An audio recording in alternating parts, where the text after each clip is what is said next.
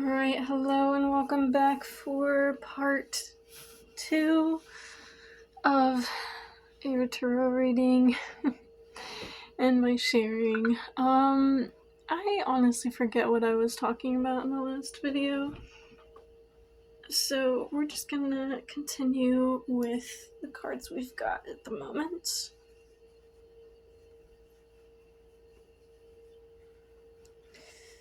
I had to wait for that last video to upload before I could delete it off my phone so I had space for the next video. So while doing that, I had dishes to do, and oh my gosh, I got this smoothie to enjoy. Should probably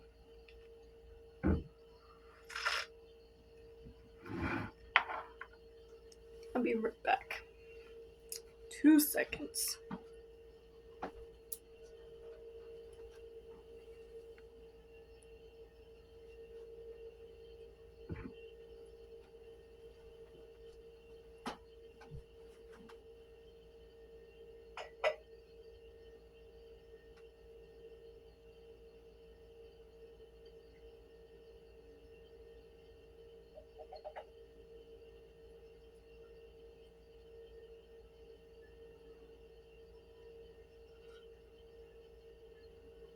Oh,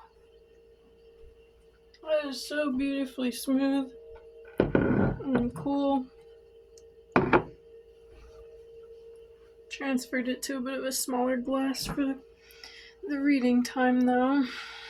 Okay. Let's see. And I did end up checking one thing on my phone after uploading that video.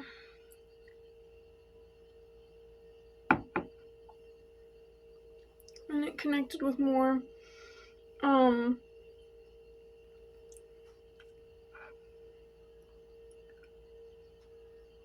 then I flipped one card while we were off camera, because after I read a post that my uncle had sent me, it just felt like I should flip that card. And it definitely connected. So I don't think that's the energy of this reading though. But the card I did flip, so after we went through the 10 of Raphael, the 9 of Michael, and the Knight of Raphael, all the water energy of this, let's get back into that feeling for the reading. I think we had a little bit of a vibe shift on the time off, so but a good one. And that's funny because the post he sent me was all about transformation, but a lot of it feeling heavy, and then those releasings. And I think that's actually where I left off, and I guess that's so to bring everything together. We had been talking about how in my meditation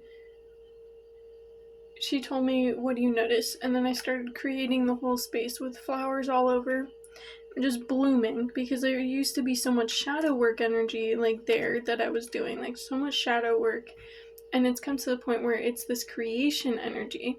And through that whole time of looking at this picture differently, instead of trying to force out what no longer serves me, just bringing in what does, and then cultivating that and realizing the wholeness of my being. And so within this wholeness and within this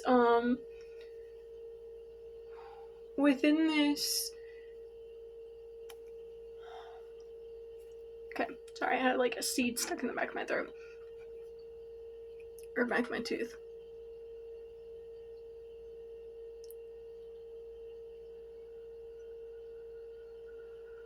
I had to ground back into this reading.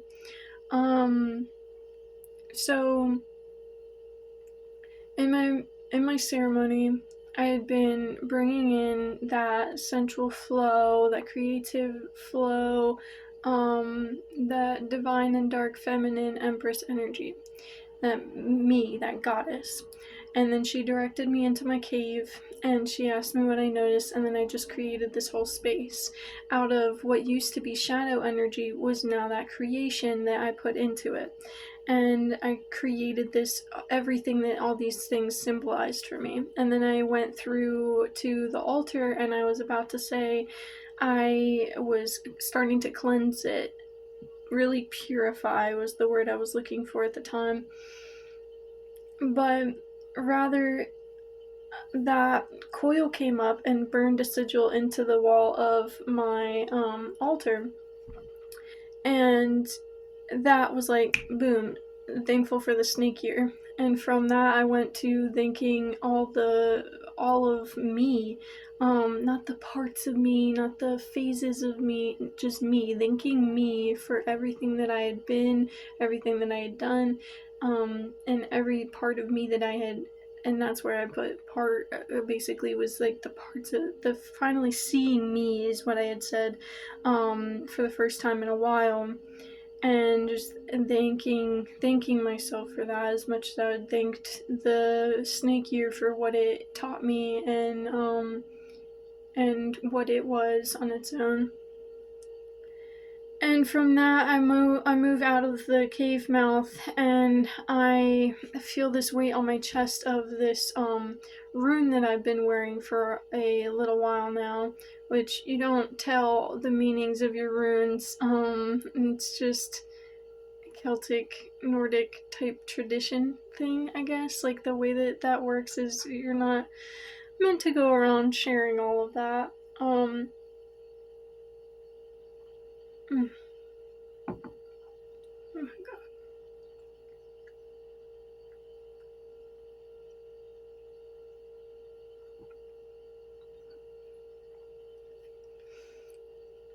But I knew the purpose of wearing it even more so than the intention I had set when I had it. Like what I can use for it in this ritual. And then the Lakota tradition with grief that my mom had sent me yesterday. It was I'm gonna make this as quick as I can. It's basically putting things like imbuing a rock, with a rock or a leaf or whatever you want, with like the energy of a situation or something, or like speaking it out, your feelings, like releasing things, and then imbuing it into this, and then tossing it into a river, and then doing this for like a handful of rocks, and then there's one that you keep that is meant to be the witness to this, that you carry with you to basically be that like back of your head reminder that hey, like, because open wounds can very easily be triggered even if you have processed them. There's a time where there is not much more to process with it, but it's meant to be left to heal, to close that wound. But with things that trigger it, you can very easily delve back in and rip that open again because it hasn't fully shut. And yes, there comes like discipline with that, but there's also these things that these rituals can come into play where for this like this tradition, getting rid of like releasing, processing, and having that stone to remind you that you have acknowledged this and it is okay, we have released it, and we have released it and we have felt it and we have acknowledged that it is there, but it doesn't affect us anymore in the now. And having that with you can immediately dispel anything that's like it triggers something and then you just delve into all of it again. And instead it's like, okay, well, you could have something that used to trigger you and it could remind you of this, but then this stone reminds you in a way heavier, more like deeper way, not heavy, in a way deeper way that, hey, this has been acknowledged and we're safe now, or whatever it is pertaining to that situation that you're releasing, grief of a person, grief of a situation, or just things that you're still holding on to. So in that, I went, because this energy of this holds not only for me and my past lives, but also for my ancestors and such. So I went and I released these. I went up to. Okay, as soon as I go out of the cave mouth, I feel this weight. This is the witness, and then I'm holding the rocks. A handful of rocks, and I'm immediately like talking this out, and like I'm in the way of saying like my intention is I'm walking towards the cliff, and saying that like for my ancestors from my past lives, blah blah blah, I'm releasing this word, this word, this word, this word, which is like pain, fear, sorrow, worry, doubt. And then as I get to the cliff, I pick one rock up and I say, this is this. And I let that feeling show me where it has been sitting in my body. And then that pertaining to a certain chakra, I put it into the rock, and the rock changes to a corresponding color. And then when I'm ready, I toss it into the water. And then I did that for all the words. I released it from my body, released it from everything else, and then toss it into the water. And at the end of it, I gave thanks, and I asked the water Pachamama to clean and cleanse the area, the crystals before they reach anyone else, anything like that. And then thanking the process and myself. And then as I'm walking down the cliffside, I start to step down the cliff, like the pathway that would lead me back down. And as soon as I put my step out, and when I step down, I'm stepping into sand at my other space within me, and it's this beach that's always like a sunset sunrise type of color, because that's the kind of like comfort type of vibe that I don't know. That just always feels like my heart space, and then that was the whole thing, and I reground myself, reconnect to my physical, and give thanks again.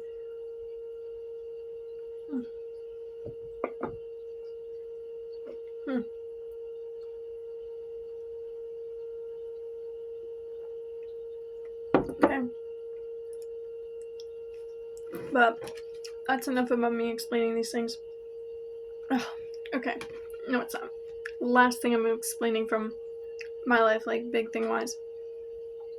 The thing that connects to this card. Last night, I wanted to text my uncle, but I also didn't, because I didn't want to come to him with my stress.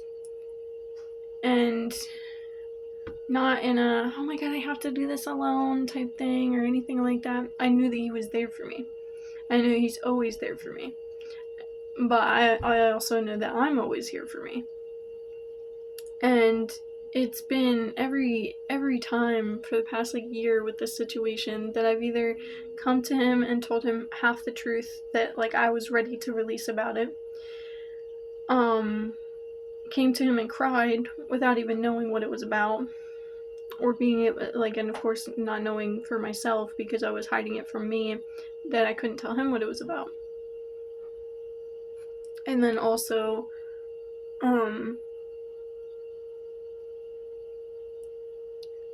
times that I have wanted to text him since being in Pennsylvania, to be able for plenty of other things, mind you, but again for this, and not wanting to reach out to him for something, for a big conversation, and it being something like this, because of all the other times where I've wanted to reach out to him for pleasant conversation or fun updates, and not doing that. I didn't want to finally go through with really hitting him up for a longer conversation, and it being my own stress and things that I'm still processing. But yesterday, I really wanted to basically be seen and not feel so, I wanted to not feel so crazy. I wanted to know that I was not just completely alone in this world and everything, and that it's not all just like these crazy people who just don't give a fuck and this craziness. Like, I don't know, like it's it'd be easier to explain if I went into it, but I don't want to go into it. So to leave it, I was going through some dense emotions and processing some things, and I knew that the way that I worded out to myself, of course, I'd be able to process it, and I did. But I also wanted, for some reason, to work it out with him, um, and have that external space outside of my physical, my mental, my emotional, my spiritual. And so instead of actually hitting him up, I went in my notes app and I typed out this whole thing as if I were talking to him. But mostly as if I was talking to myself, but adding like some things in there. But also being vague enough that if I were to hit him up, like he wouldn't even, like he probably, I mean, okay. If I were to randomly hit somebody up with this, they wouldn't know what I was talking about. Him, he would have figured it out. But, point being that this has happened before where I have actually gone to him and then I basically work it out myself because I know what's going on and within me, and I know that I'm processing these things and I'm able to process them, and so I do. um so this time I did that again, but I did it without actually reaching out to him. And it's so wild because even though I didn't in the physical reach out to him, I think my energy still landed there. And he sent in a group chat with me, him, and another person this Facebook post that I didn't look at until the video had cut off earlier. And it's just wild because it's these things that I came to within myself from processing, but it was also these things that I knew he would have said that I knew he would have said if I did reach out. And so to have gotten that, a post that was he sent, but was basically like the, the physical, put into the physical by another person who typed all this out. It wasn't him, but his energy still sent that to me. Um, it's just wild how the conversation can go, even if we're not in the physical, and it's definitely, it's just that deep with me and him. Um, in those spiritual ways, it's so interesting how we can do that. Um, and be so much on the same wavelength, but on our own parts of our journey. And of course, we can do that with so many people, and just being in the energy of oneness. Um, but I'm so grateful for the relationship I have with him. But that's another thing that I was going, like, processing in going into my notes app yesterday was, or last night, was that like so many people will like be so unaware of the fact that they say that they're doing this, they say that they love someone, and they won't even recognize themselves that they don't really love that person. They just love the fact that, love the attention that they're giving that person. Like, I had someone confess that they like me, and I know by the way that we're talking, like, I'm someone that, as a friend, um I care very deeply for the people I care about. Like, it's just actual love. And that being that, like, they'll be talking about something that maybe I'm not interested in, but I'll still ask them about, and I'll still like interact in the conversation deeply because I I like to see how they they see, especially if it's something that they're passionate about, you know? So I love talking to people about their passions, um, like true passions. And even if it's something as silly as a video game, but they go so deep into it, I can learn so much from that and talk to them in a deeper way from that, maybe a surface level thing to someone else. Because, like, hey, like, this story is this story, but it's not just the story when you get someone's perspective on it and the way that it connects to their life and the way that they function and everything else. And it's so beautiful. Like, that's their life right there. That's their essence, being connected to all the things that's going on in that's their web. And to delve into someone else's web is such a beautiful blessing to be able to um, envelop yourself in. And so I'm like that with people, especially like getting to know them and all that, but just in general. But I notice that even when someone says that they like me or anything like that, it's because I delve that deep into those people. But when I talk about even a surface level thing, or I explain and go deep without them having to read into something, they'll just be like, okay, or they'll like move on or like start talking about themselves, and not in a way that's like the sharing the connection of like, oh, this connects to this. Like, no, it's just like completely washing over it. And it's like, okay, so you don't like me, you're not interested in anything about me, you're just interested in the attention that I give you. um so I am so grateful for, and I want to specify that with the relationship with my uncle, because it's not just what we are for each other, or like surface level things, or the attention that he can give me, or the truth that he shares with me. It's our essences and who we are in our own individual lives, and everything that encompasses our relationship since I was a like since oh my gosh, it goes back for like lifetimes. So um yeah, it's, I can't even say since X time period or something, like since the dawn of time. So yeah, no, just sincerely grateful for people who see things deeper, and share their truths and their passions, and yeah,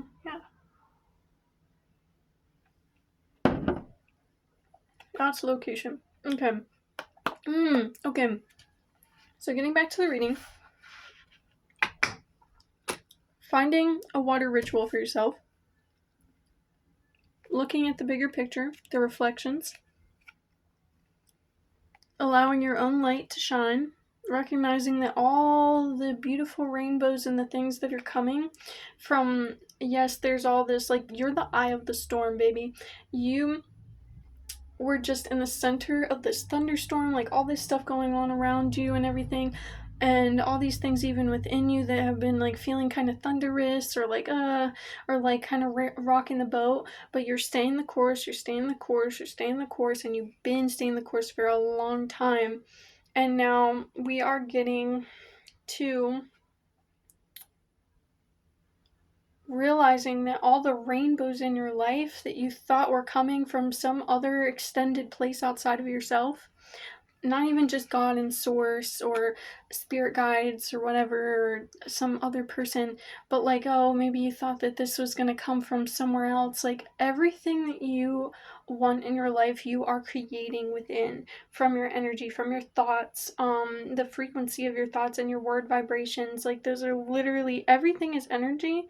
And so even if it's an inanimate object, you look at the atoms in that, it's vibrating at a certain frequency. Obviously, you can feel your voice vibrating as it comes out. That is a vibration. And it is just as much a physical thing, like that vibration, as the inanimate objects, these still solid things that you can touch. You may not feel like you're touching this, but it is still a vibration. It is still a thing. It's just at a different frequency than this solid thing that I can touch. So this one came out first, and then these two jumped out when I was shuffling the deck. So let's see what these are. Heart-to-heart conversations. Honestly discuss your feelings with each other. Okay. That right after I was saying something about talking and the frequency.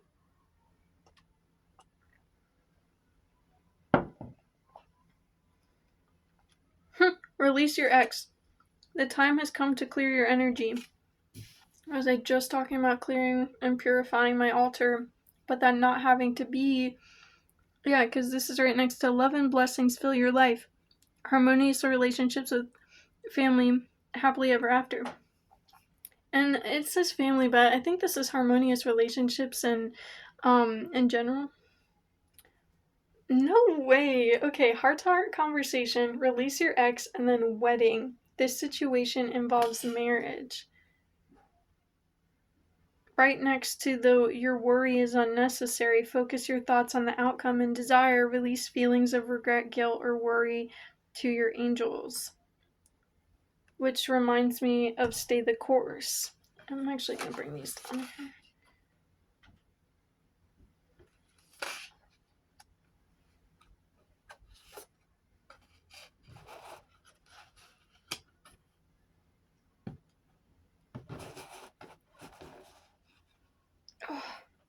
So, yeah, we're releasing something by, okay, but it took that first, ooh, okay, throat chakra, blue, water, blue. So we're getting into that, again, that water energy. We're sticking with that water energy for this.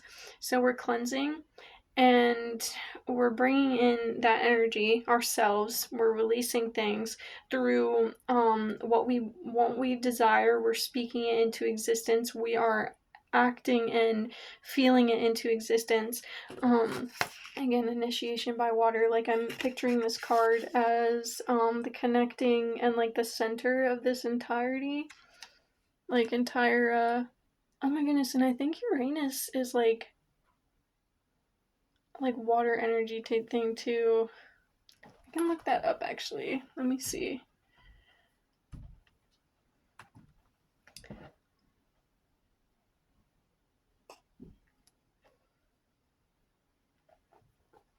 My computer wants to turn on.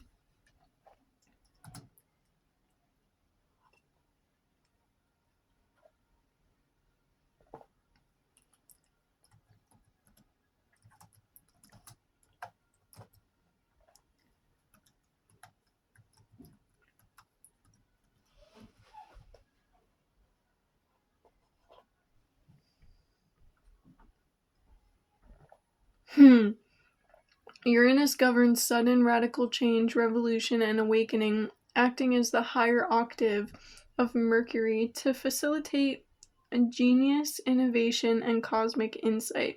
It shatters limiting structures and dogma to compel personal authenticity and collective evolution. Metaphysically, it represents liberation, technology, eccentricity, and divine disruption. It's almost giving me the vibe of like um a tower card. With the distant thunder. Mm-hmm. Mm-hmm.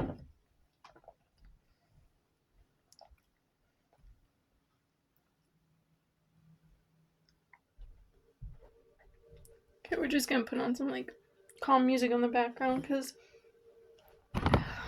that energy be different. Okay, so wow, yeah. The Uranus kind of came in as that like divine, it's always divine tower moment, but I'm picturing instead of this thunder being from like a storm or like a situation, it's like straight out of like Zeus just threw this lightning ball at you and said, this stuff's gonna change now. Boom, this is gonna be a divine disruption. Boom, this is gonna be rapid change. Boom, the horse year's coming in less than a week. Okay. We don't just have the. Okay, we have these two crystal cards, and I think I'm gonna look at these before we get into the last four tarot cards. But we definitely have this energy of bringing in what we want is going to clear out the last, like basically if you're cleaning, right, and you're kind of like you're sweeping, but like you're not forcing that negative stuff out, you're not forcing the dirt to get out of the off your floor, you're Hmm.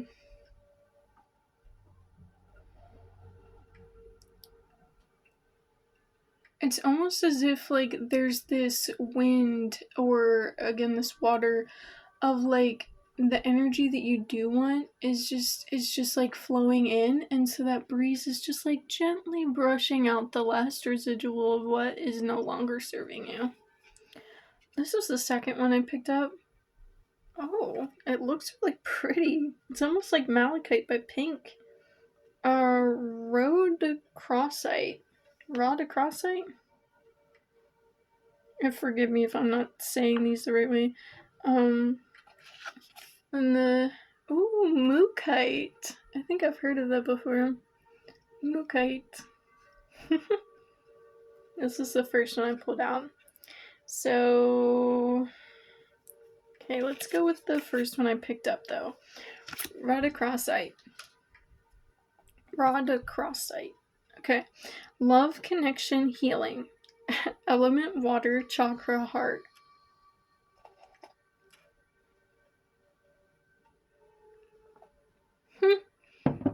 Aww.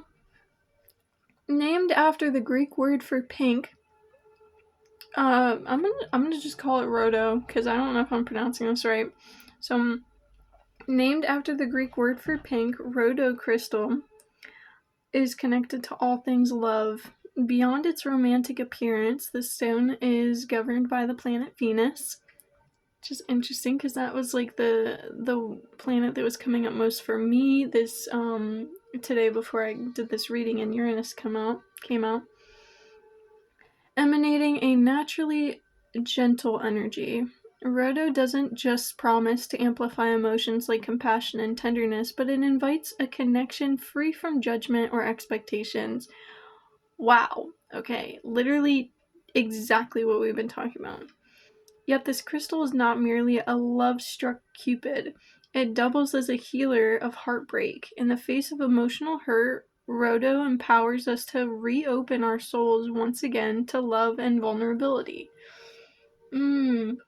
So that pairs really well with literally everything I shared and then all the things that came up in the cards. And it's bringing me to that releasing that grief. Because grief doesn't just mean things that died. Like it could, or something that died, or someone that died. It can also mean something that ended, even if it's not completely gone and done. Like maybe you're still friends with an ex-lover or something, like release your ex. It doesn't necessarily mean that you have to completely release that person, but it means that you do have to release the expectations and the things that you held to that relationship, what it once was, and everything that hurt you from that, possibly. Like everything that was interwoven with what things were or were going to be, and change the way you're looking on it, I guess.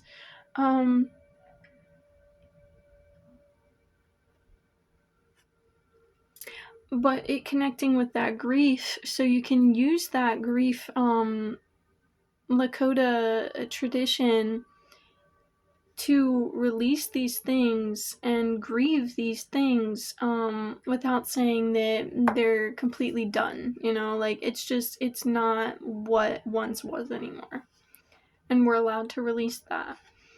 But it's also giving me this energy of, I was talking about open wounds and needing them to just like heal and like close, but it's the same sort of thing as what I was saying when my whole ceremony, I was bringing in that divine feminine, and then naturally just it released these other things from my body, like filling the cave with the blooming flowers and then it putting out these other things, or these other like emotions that were in my body. And I think with that, it's the same concept with the open wound. If you have an open wound, the whole purpose of having that witness stone around is to remember and imbue compassion into that open wound instead of, oh no, you had a trigger and then you go back into feeding the pain of that. You're going to be triggered, remember that situation, and then be able to fill it with that love and that compassion and the understanding that you did acknowledge and that you're still here and you can still hold that inner child's hand as many times as it needs. Until it's not a wound anymore. It's not a closed wound or an open wound. It's not a scar left behind. It's just another beautiful patch in your patchwork quilt. And thank you for that, because that helped me see something differently for my life as well. When to use it: while letting go of resentments, for heart-opening meditations, and as a gift to loved ones going through challenging times. Or to yourself, because you can love yourself as a loved one too. Where to put it? I'm not even going to read that because, well, okay, I'll read it, but again, use discernment. You can put this and any other crystal or stone that I read about wherever you'd like, wherever you feel called. Place it in your bedroom to create a loving and nurturing atmosphere. Place it wherever you want to create a nurturing and pleasant atmosphere. Special care: protect it from prolonged exposure to direct sunlight, as it may fade over time.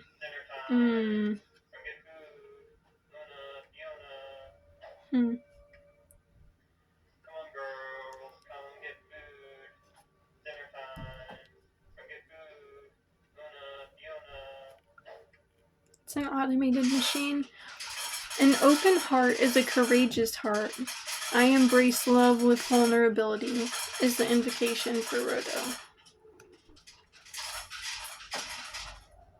An open heart is a courageous heart. I embrace love with vulnerability. There is something that, like, I don't know, like some sort of energy that just doesn't want some things to come out today.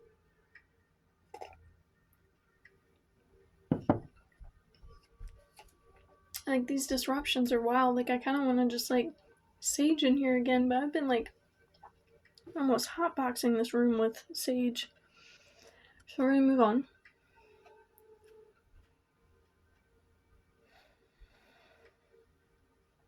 Okay. Mookaite. Nature, connection, adventure. Element: earth. Chakra: root and sacral. Mookaite is a multicolored variety of jasper. Oh, yes, that's what it... Mookaite jasper. I did know this one. I love Mookaite jasper. The energy of this one is so fun. I haven't even, like, read this card before or, like, really read into Mookaite jasper, but I just love when it shows up in my life. It's so cool. A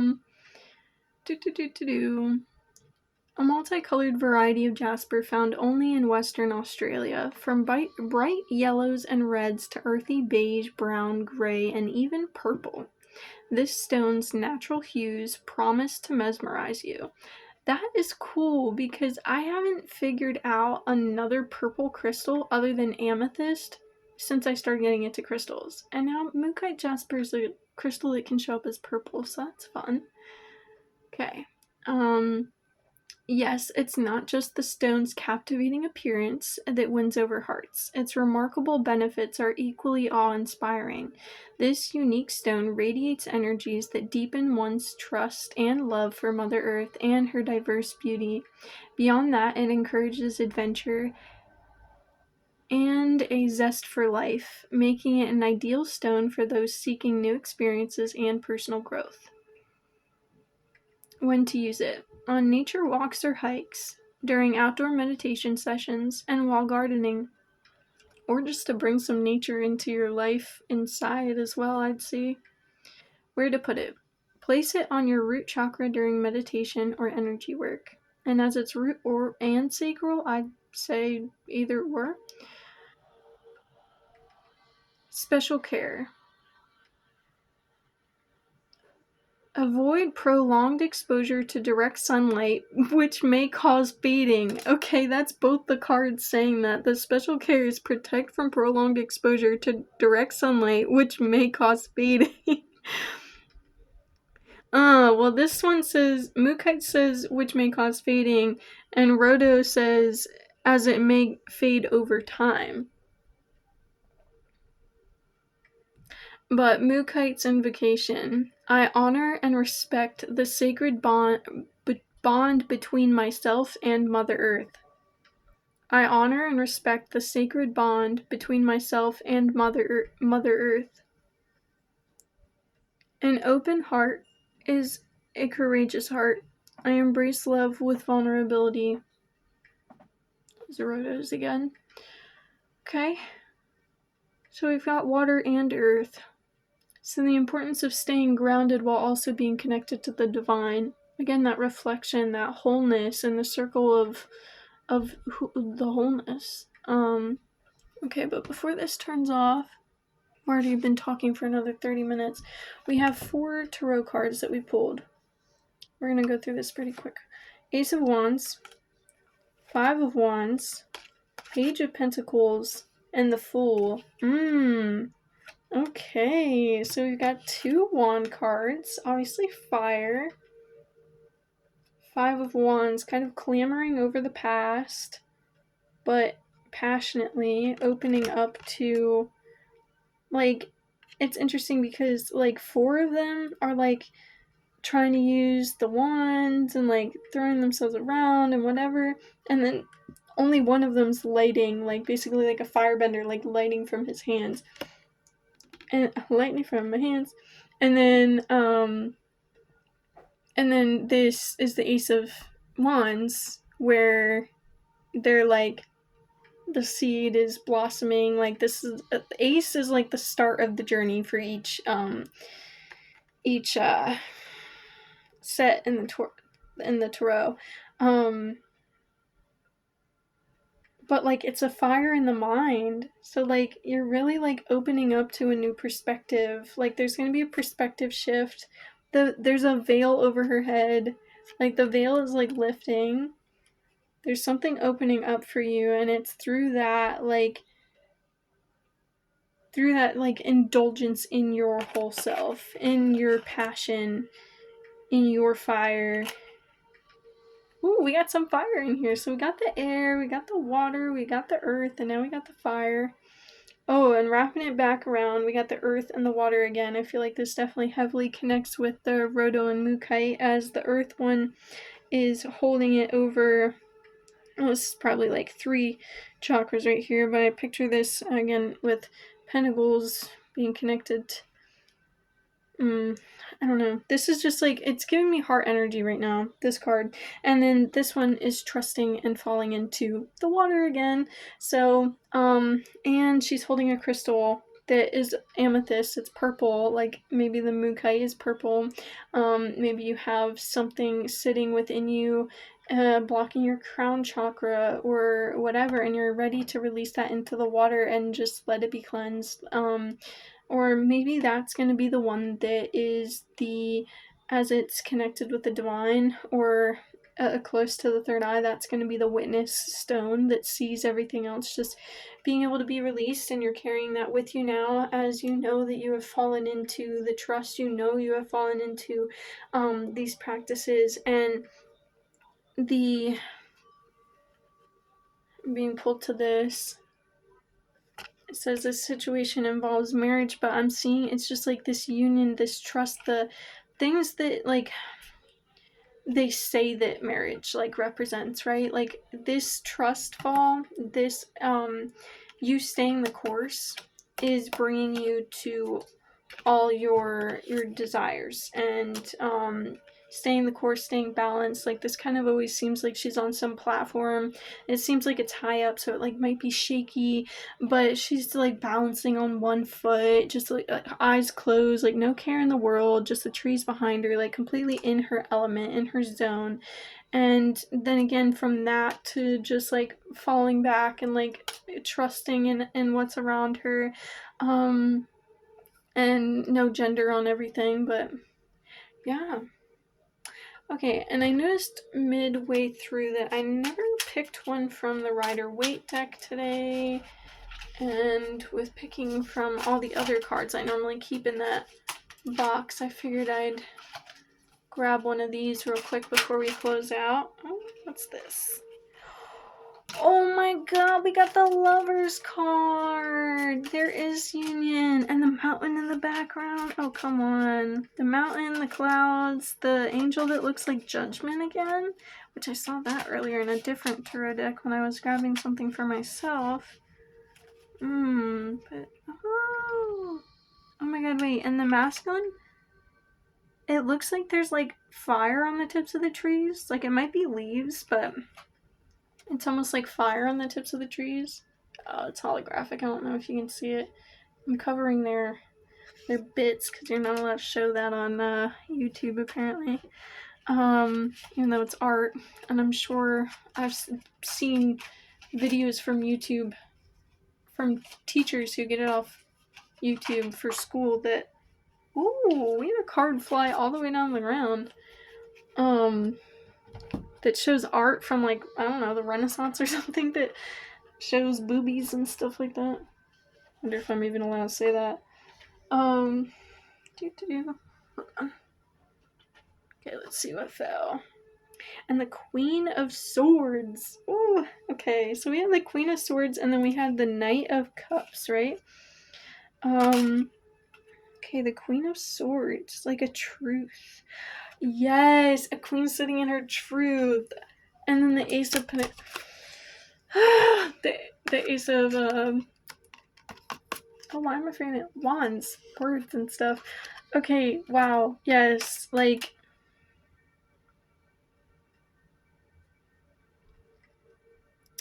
this shift that you're obviously playing a part in for yourself is bringing about a shift in perspective for you.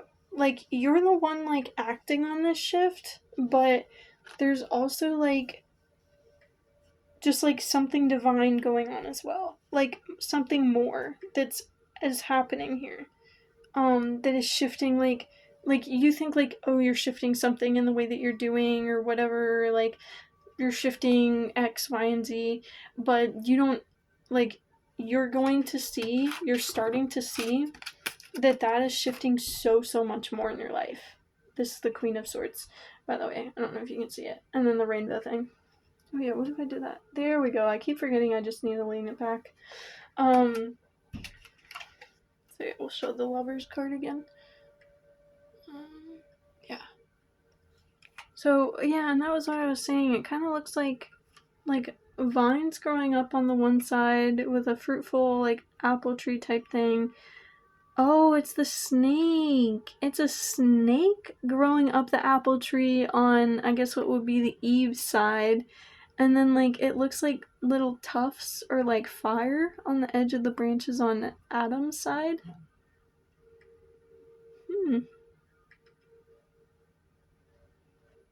And then the mountain peak in the background.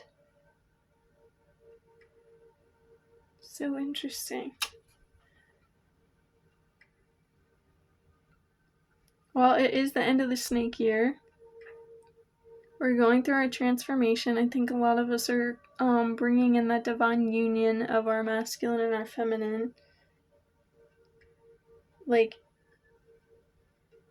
our own masculine and feminine. But it could also be for some of you, like, the outer masculine and feminines.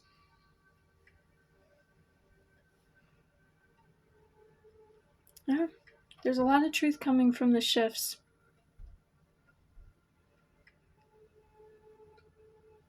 Remember who you are, and remember that everything that you desire is coming from you and the actions you place with yourself.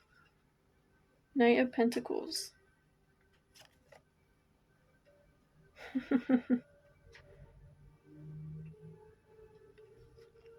This brings me back to the other cards in the Pentacles, or the other Pentacles in this card deck. You see a lot of seeds that they plant, and this seems like all the seeds that you planted are all coming steadfast with that horse gear. And that's oh, I almost want to say 3, but I don't think there was a third. That is the second card, the second knight. So 2 cards with horses. Yeah, and I think that's where we're gonna wrap it up for today. It almost feels like there's something else to say, but maybe it's for you to find out. It's gonna be an individual journey. I also brought this in here, and the citrine, so like orange crystals might be something that you might want to look into, especially with the Mookite Jasper coming out. Best of energies to your journey, y'all.